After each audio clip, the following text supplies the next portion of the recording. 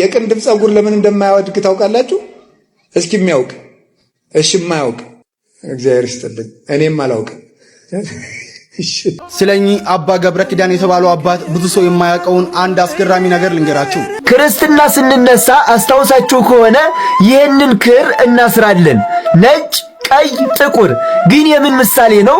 ሰላም የተወደዳችሁና የተከበራችሁ ውድ የዩቲዩብ ቤተሰቦቼ፣ ዛሬም እንደተለመደ አስተማሪና ቁም ነገር አዘል የሆኑ መረጃዎችን ይዤላችሁ ቀርቤያለሁ ወደ ቪዲዮቹ።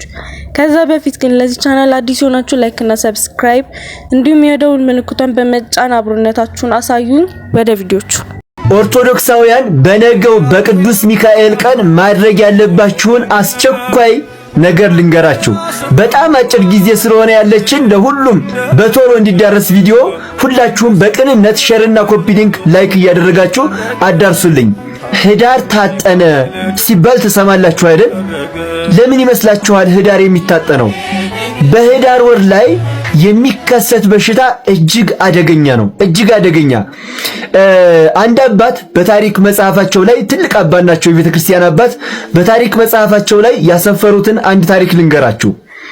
በ1921 ህዳር 5 ሐሙስ ቀን ሌሊት ላይ ደረቅ ካፊያ አካፋ። ደረቅ ካፊያ ማለት ምንም ደመና የሌለው ዝናብ ማለት ነው። ዝም ብሎ ከፍ ከፍ የሚል ትንንሽ ዝናቦች እና ደረቅ ካፊያ አካፋ እና ያን ዕለት ባካፋው ካፊያ በሽታ መጣና ብዙ ወጣቶች አለቁ። ሴት ወንድ ሳይል አፍላ ወጣት እንዳለ አለቀ ብለው ጽፈዋልና እውነተኛ ታሪክ ማለት ነው። እና ህዳር ላይ የሚከሰት በሽታ እጅግ አደገኛ ነው። ያንን በሽታ ለማራቅ ነው አባቶቻችን ህዳር ወርን የሚያጥሩት፣ ህዳር ታጠነ የሚባለው ማለት ነው። ተመልከቱ። በዚህ ሰሞን ደግሞ ተከሰተ የተባለውን በሽታ ሁላችሁም ሰምታችኋል። እና በጣም አብዝቶ መጸለይ ያስፈልጋል። አብዝቶ መጸለይ። ህዳር ላይ የሚከሰትን በሽታ እንደ ቀላል ልናየው አይገባም ማለት ነው። እናም ኦርቶዶክሳውያን በነገው ቀን ቤተክርስቲያን ሄዳችሁ ከማይጠንቱ ልትሳተፉ ይገባል። ይኸውላችሁ ህዳር ታጠነ ማለት በቆሻሻ አይደለም። ህዳርን የምናጥነው ቆሻሻ ሰብስበን ስላቃጠነን አይደለም ህዳር ታጠነ የሚባለው፣ በማይጠንቱ አባቶቻችን ሲያጥኑን ነው። እናም በነገው በቅዱስ ሚካኤል ቀን ሁላችንም ወደ ቤተክርስቲያን ሄደን አባቶቻችን የሚያጥኑትን ማይጠንት ዕጣኑ የዕጣኑ በረከት ለሁላችንም ሊደርሰን ያስፈልጋል። ሁላችንም የዕጣኑን መዓዛ ልናሸት ያስፈልጋል። በዚሁ አጋጣሚ አባቶች ካህናት፣ በተለይ ደግሞ በቅዱስ ሚካኤል አድባራት ያላችሁ ነገ ቅዱስ ሚካኤል የሚነግስበት ደብር ያላችሁ ካህናት ለሁሉም ኢማናን ማይጠንቱ እንዲዳረስ እንድታደርጉ በዚሁ አጋጣሚ ልጃዊ ጥሪዬን። በጾም ወቅት ንስሐ አይሰጥም የሚሉ አሉ። ከየት አመጣችሁ? በጾም ላይ ጾም አይሰጥም፣ ይሰጣል። ናልምጣለህ ልጅ አሁን ኩዳዴ ነው። 40 ኩዳዴ ከሰኞ ጀምሮ 9 ሰዓት ነው ጾሙ። አሁን ሄድኩ ነፍስ አባቴ ጋር ይሄን ሰርቻለሁ፣ ሰርቄያለሁ፣ ዋሽቻለሁ፣ አመንዝሬያለሁ፣ ሰክሬያለሁ፣ ዘፍኛለሁ። አዎ በጤፉ አሸዋ በወተቱ ውሃ በርበሬውን ውሃ እየነከርኩ እንደው ጠቅላላው አተረማምሻለሁ እየነግራቸዋለሁ። ከዛ ውስጥ በላይ ያዳምጡና ከባድ ኃጢአት ከሰራሁ ያያሉ። ይሄን ያህል መጽወት፣ ይሄን ያህል በየቀኑ ስገድ፣ ይሄኛው የሰራው ኃጢአት እጅግ ከባድ ነው። በል አሁን እኮ ኩዳዴ ጾሙ እስከ 9 ሰዓት ነው። ከ9 ሰዓት በታች ጾም የለንም እንዳትልከሰከሱ ስለ መድኃኒዓለም ክርስቶስ። አለዛ ተውት፣ አለዛ በደንብ ጾሙ። ወጣኒያን ከ16 ዓመት ብቻ ያሉት ናቸው ከ9 በታች የሚታደሉት። ስማ ይሄኛው ኃጢአት ከባድ ነው። አሁን ኩዳዴ 9 ሰዓት ነው። በል ሰውነቱን አቋሙን ያያሉ። ምንም የሚያምህ ነገር የለም። ያውቃሉ ልጆቻቸውን እኮ አባቶቻችን እያንዳንዱ ልጆቻቸውን ያውቃሉ፣ ጉልበታቸውን፣ ጥንካሬያቸውን፣ ጤናቸውን። በል አሁን ይሄኛው ከባድ ስለሆነ 9 ሰዓት ነበረ እስከ 11 እንጾም። የጾሙ ሰዓት ይጨምርበታል። ለይሄን ያህል ቀን ደግሞ ግማሽ እንጀራ ወይም ኩርማን እንጀራ፣ ኩርማን ማለት 4 ቦታ ተቆርጦ ከአንድ ብርጭቆ በላይ እንዳጠበቀን ይሄን አልስገድ ይለዋል። በበዓለ ሃምሳ ደግሞ ጭራሽ ንስሐ አይሰጥም ይለዋል። ጉድ ነፍስ ገሎ እስከሆነ ቀጠሮ ጭራሽ እንደውም ልንገር ዓመት እስከ ዓመት ጾም እንዳትበላ፣ ስጋም እንዳትበላ፣ ወተት እንዳትጠጣ፣ ቅቤ እንዳትቀባ እድሜ ልክ እንዲህ ተብሎ የሚሰጥ ንስሐ አለ። ባለ 50 ላይ አይመለከትም። የሰራ ነው ኃጢአቱን የሚወስነው። በባለ 50 ሰውየው ደህና ከሆነ ሄዶ ንስሐውን ይቀበላል። ጾም አይሰጠውም፣ ምጽዋት ይሰጠዋል። ባለ 50 ሲያልቅ ጾም ይሰጠዋል። ባለ 50 ሲያልቅ ደግሞ ሰኔ ነው የሚገባው። ስግደት ይጨምርበታል፣ ምጽዋት ይጨምርበታል፣ የጾም ሰዓት ይጨምርበታል።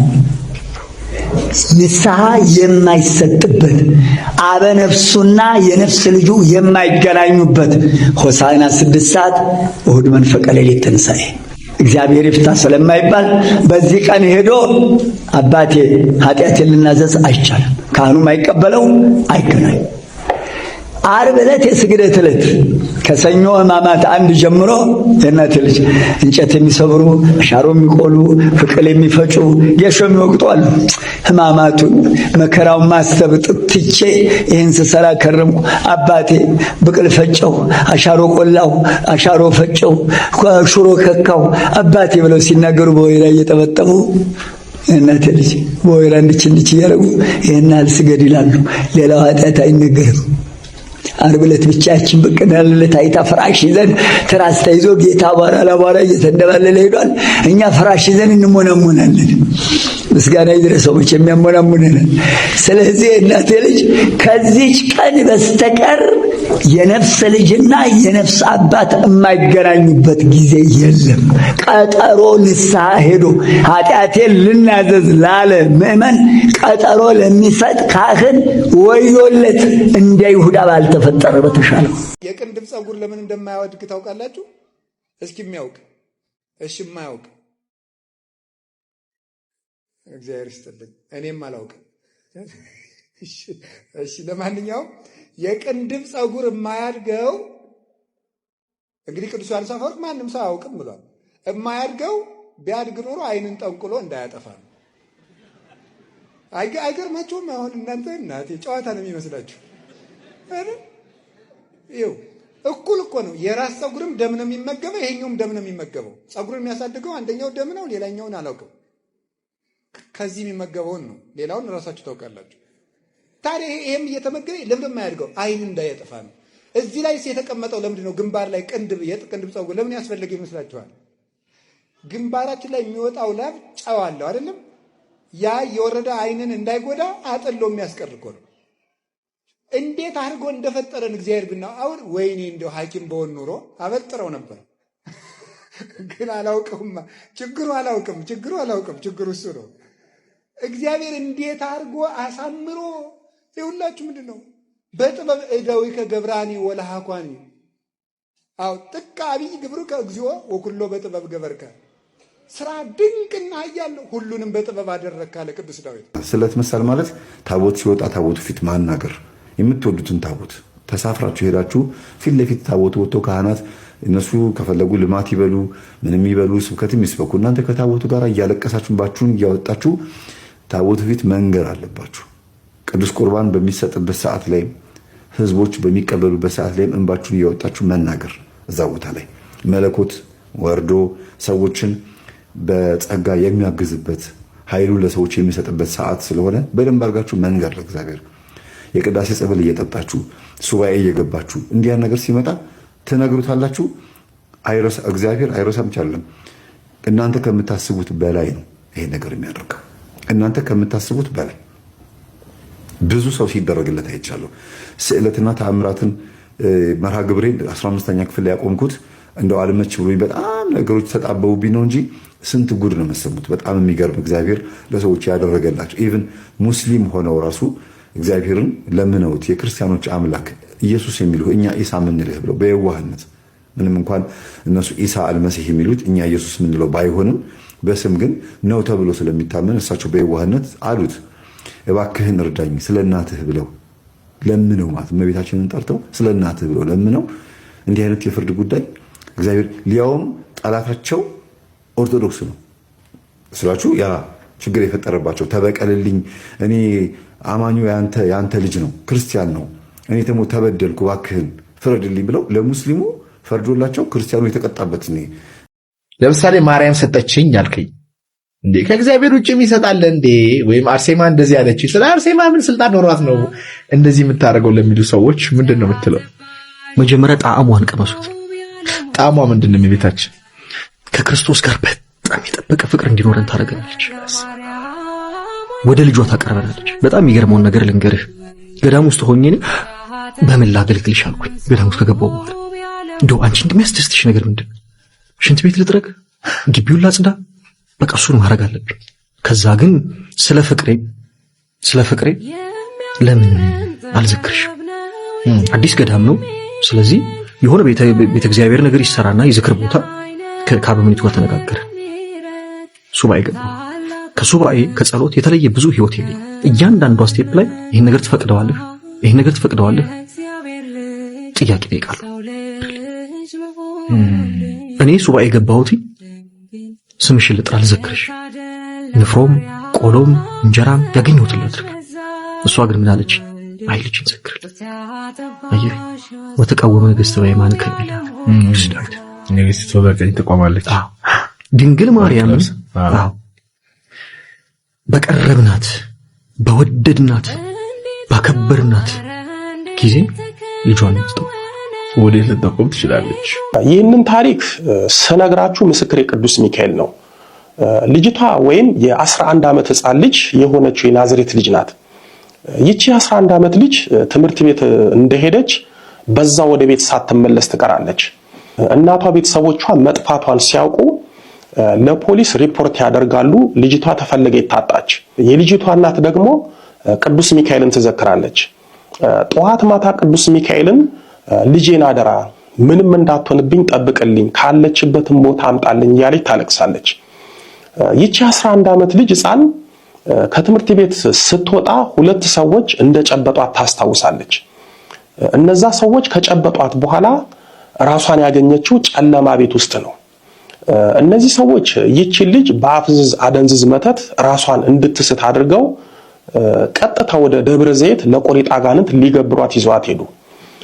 ሕፃኗ ልጅ እንደነገረችኝ እሷ የነበረችበት ጨለማ ቤት ውስጥ ከሷ በእድሜ የሚያንሱና የእድሜ ኩዮቿ ሌሎችም ሕፃናት ነበሩ።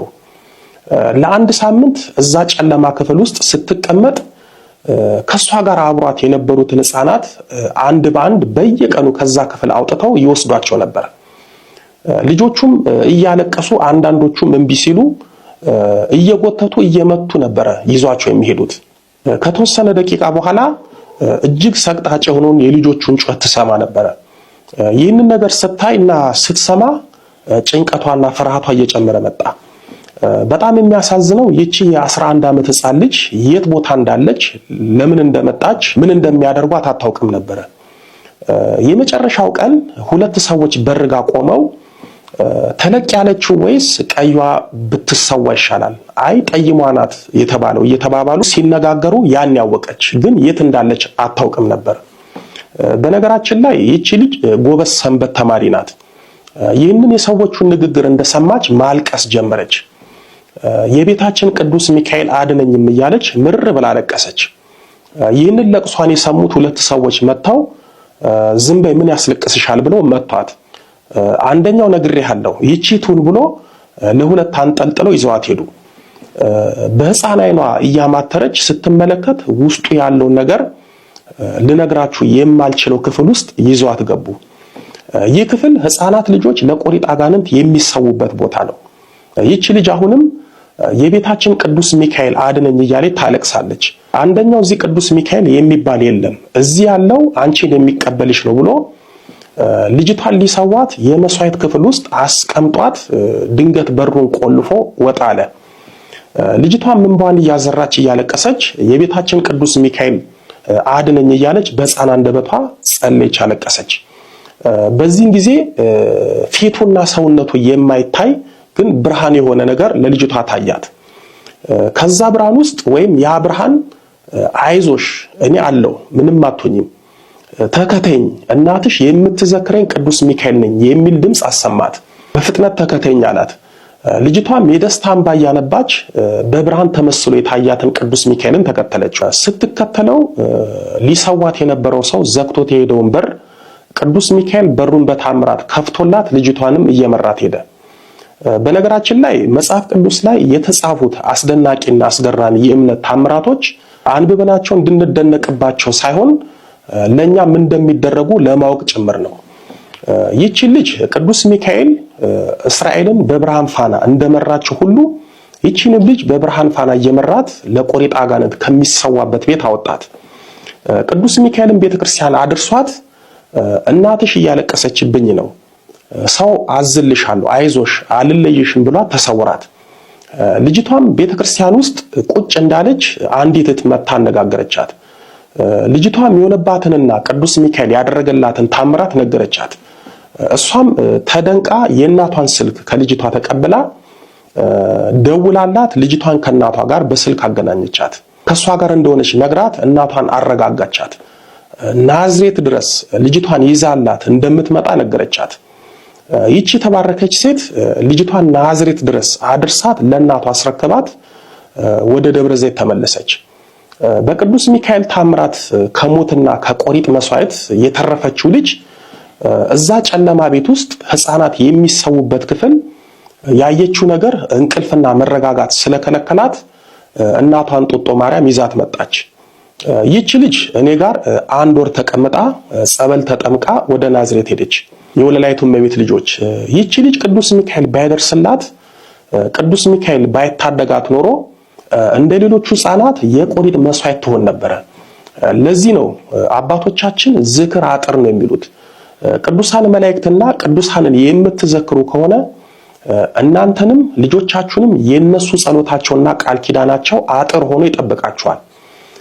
የከፋ ነገር እንኳን ቢደርስባችሁ በታምራት ይደርሱላችኋል።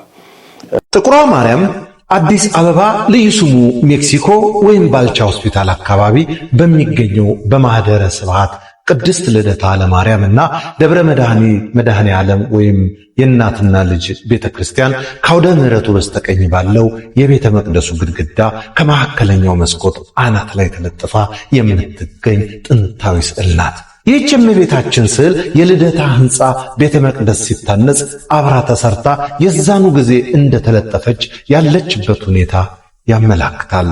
ስያሜዋ ጥቁሯ ማርያም መባሏ ደግሞ ስነ ስዕሏ ስትሰራ በኢትዮጵያዊ ያሳሳል ዘይቤ ጠይም የሆነ ኢትዮጵያዊ መልክ እንዲኖራት ተደርጋ በመሰራቷ ነው። ከዚህ በተጨማሪም ከስዕሏ ስር የቤተ ክርስቲያኗ ቦታ ከአፄ ምኒልክ ጀምሮ በሀገራችን በነበሩት በአቡነ ማቴዎስ እንደተባረከና ሕንፃዋም ልዑል ተፈሪ መኮንን ወይም ኃይለ ሥላሴ አልጋ ወራሽ በነበሩበት ጊዜ በንግሥተ ነገሥታት ዘውዲቱ ምኒልክ ዘመነ መንግሥት እንደተሰራች የሚገልጽ ጽሑፍ አለ። ሌላው ይህች ስዕል አስደናቂነቷ አሰራሯና ጥንታዊ መሆኗ ብቻ ሳይሆን እጅግ ታምረኛና የለመኗትን ፈጥና የምትሰማ መሆኗ ነው። ለዚህ ደግሞ የልደታ ለማርያም ቤተክርስቲያን አጥቢያ ምዕመናን በተለይ እናቶች የዘላለም ምስክሮች ናቸው። በአውደ ምሕረቷ ተአምሯን እንዲህ በማለት የተመሰከረውን ልንገራችሁ። በጣም የተቸገርኩና የኑሮ ቀዳዳው በዝቶብኝ መድረሻ ያጣሁ ሴት ነኝ። ወደ ልደትዬ ቤት ሁሌም እመላለሳለሁ። በዚህ በጾሟ ወይም በፍልሰታ መጀመሪያ ላይ ግን ወደ ጥቁሯ ማርያም ፊት ሄጄ አለቀሱ። እናቴ ሆይ እባክሽኝ እርጅኝ፣ ውዬ የምገባበት ትንሽ ሥራ ወይም ደግሞ የራሴ የምለው መጠጊያ ስጪኝ፣ ከሁለት አንዱን ካሟላሽልኝ ለኔ በቂ ነው ብዬ ለምንኳት።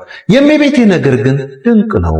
ይህን ባልኩ በነጋታው አንድ የማውቀው ሰው ደውሎ በአቅሜ የምሰራው ስራ እንዳገኘልኝና እንድመጣ ነገረኝ። የዚህ ደስታው ሳይለቀኝ ደግሞ አሁን በቅርቡ በወጣው የኮንዶሚኒየም ቤት ዕጣ ባለድል ሆንኩኝ። እናቴን አንዱን ለምኛት ሁለቱንም ሰጠችኝ።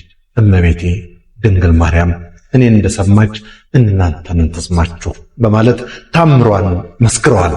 የዚህ አይነት ብዙ ያልተነገሩ ተአምሮች በጥቁሯ ማርያም ይፈጸማሉ። እማምላክ የኛንም የልቦናችንን መሻት ከኃጢአት በስተቀር ሁሉንም በምልጃዋ ትፈጽምልን። አሜን አሜን አሜን። አቤኔዘር ዘተዋሕዶ እንዳዘጋጀው፣ በለጠ ሸቴ ዘሀገረ ኢትዮጵያ እንዳቀረበው።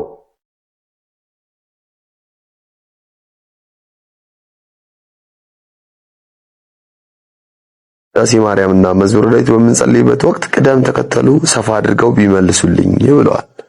ጸሎት ላይ ከዚህ በፊት ሰርተናል። ጸሎትን አድቫይዝ የሚያደርገው ማን ነው?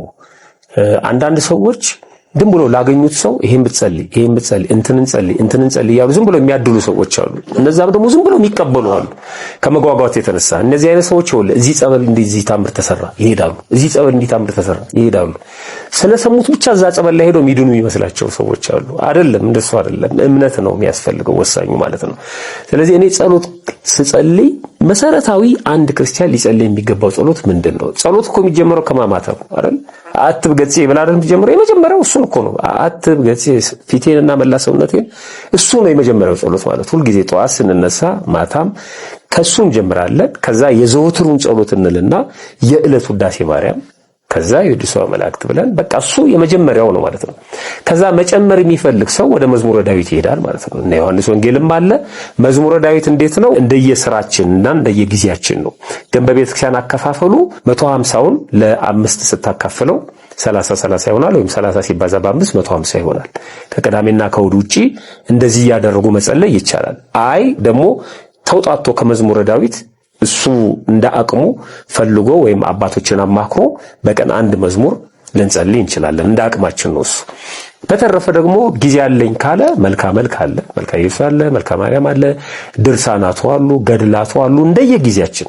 ግን ጸሎት የመጀመሪያው በየቀኑ የምንጸልየው የማናቋርጠው እና በመጠናችን ሊኖረን ይገባል። በእኛ መጠን ልክ ማለት ነው። እንደ ጀማሪው ውዳሴ ማርያም ነው። ማንም ሰው ውዳሴ ማርያም አድርሶ ቢወጣ ጥሩ ነው። ከራሱ የሚለውና በአቡነ ዘበሰማያት የሚያስረው ጸሎት እንዳለ ሆኖ ማለት ነው። ማንኛውም ሰው መጀመሪያው እሱ ነው።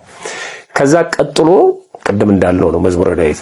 ከዛ በወር ደግሞ የሚጸልዩ ጸሎቶች አሉ። ወራዊ ጸሎቶች ማለት ነው። እንደነ ሰኔ ጎልጎታ በ21 ሁሉ ጊዜ እንደምንጸልዩ። አንዳንዶቹ በወር የሚጸልዩ ለምሳሌ ድርሳናት በወር ነው የምትጸልያቸው አይደለም? ድርሳነ ሚካኤል ከሆነ በ12፣ ድርሳነ ገብርኤል ከሆነ በ19፣ ገድላት በወር ነው። በየቀኑ የሚጸልያለ ጥሩ ነው፣ ችግር የለውም።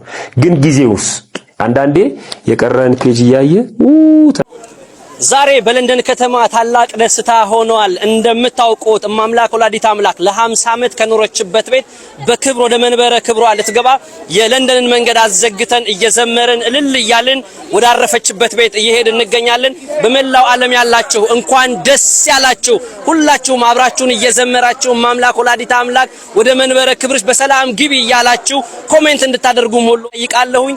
እንኳን ደስ ያላችሁ።